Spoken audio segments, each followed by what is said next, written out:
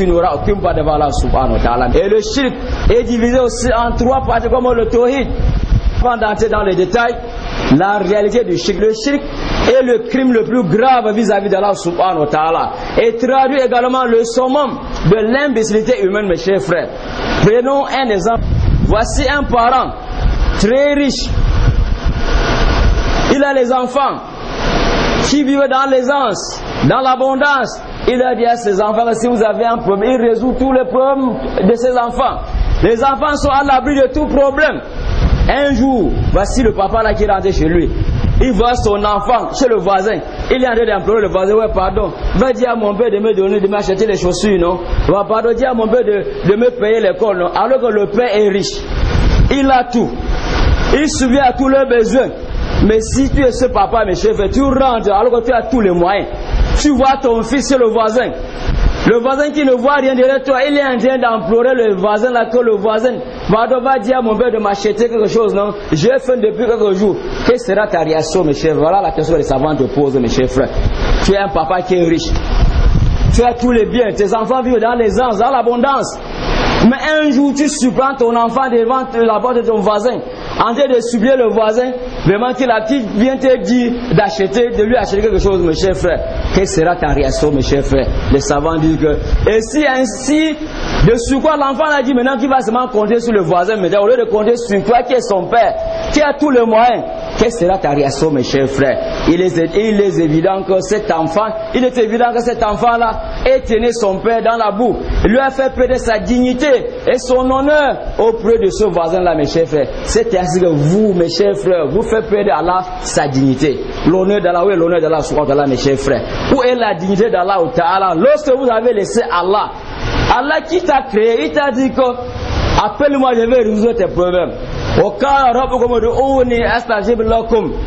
Et votre Seigneur a dit, implorez-moi, demandez-moi, je vais résoudre vos problèmes. Quand tu laisses Allah maintenant, tu pars chez la créature comme toi. Tu peux lui demander de résoudre tes problèmes. Est-ce que ton voisin là, est-ce que le type là est capable de résoudre tous tes problèmes? Est-ce qu'il est capable de te donner les récompenses ou bien de te donner les péchés? C'est ainsi, mes chers frères, nous ça c'est rendre Allah néant, car Allah n'a pas de pouvoir. Allah est bête, Allah est menteur. Comment lui, Allah dit qu'il va résoudre tous tes problèmes alors qu'il est incapable? Ça, c'est dire qu'Allah est très incapable, mes chers frères. Quand tu vas voir un être humain comme ça, lui demandant de résoudre tes problèmes, ça c'est insulter Allah. Mes chers frères, ce récit, mes chers frères, nous permet d'affirmer sans embâche que les mouchriks, ceux qui associent Allah, ne sont pas toujours comme on le pense. Les adorateurs d'idoles, à l'image de cet enfant qui, en s'adressant au voisin, ne recherche aucun profit venant directement de ce voisin-là.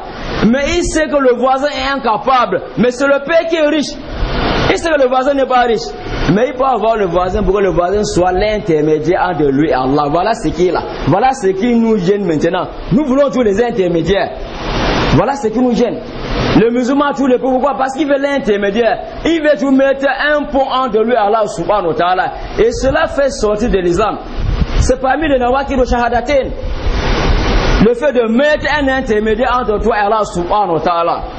C'est ça, mes chers frères. La nad'u shay'an bainana wa bain Allah. Wala nad'u shay'an min dunillah. Wala natawassatu bainana wa bain Allah shay'an fi ibadatillah. Nous n'adorons rien pas à Allah subhanahu wa ta'ala. On ne compte sur personne à part Allah subhanahu wa ta'ala. Et on ne met aucun intermédiaire entre nous et Allah subhanahu wa ta'ala. Cet enfant-là qui peut implorer le voisin, il dit au voisin de venir dire à son père de lui acheter les chaussures. Parce qu'il sait que le père a les moyens. Le voisin n'a rien.